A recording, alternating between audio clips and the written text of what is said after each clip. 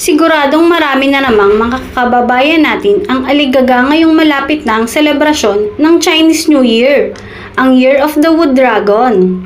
At sure na bentang-benta na naman ngayon ang feng shui, lalong-lalo na sa mga kababayan nating Pinoy na may lahing Chinese.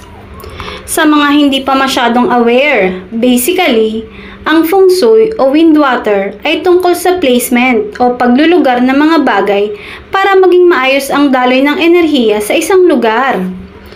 Kabilang ang celebrity na si Kim Chiu sa naniniwala at yung patuloy na naniniwala sa bisa ng feng shui.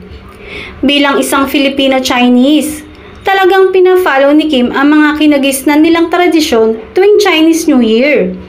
Sa katunayan, taon-taon siyang kumukonsulta sa feng shui experts para malaman ang magiging takbo ng kanyang personal life and career sa bagong taon.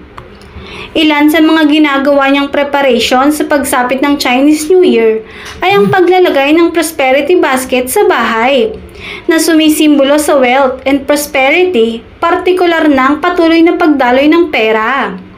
Meron din si Kim na wishing papers at iba't ibang feng shui enhancers for luck and prosperity, kasabay ng pagsisindi ng sandalwood incense.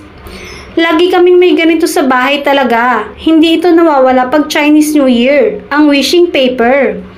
Every year, proven and tested, lahat ng pumupunta sa bahay namin, nagsusulat kami dito and imposibleng wala sa mga sinulat nila na hindi nagkatotoo. Ako meron akong sinulat, nagkatotoo talaga. Nakabili ako ng vacation house. Yearly ko siyang sinusulat dito sa wishing paper and then pag hindi siguro para sa'yo or hindi pa, pahayag ni Kim.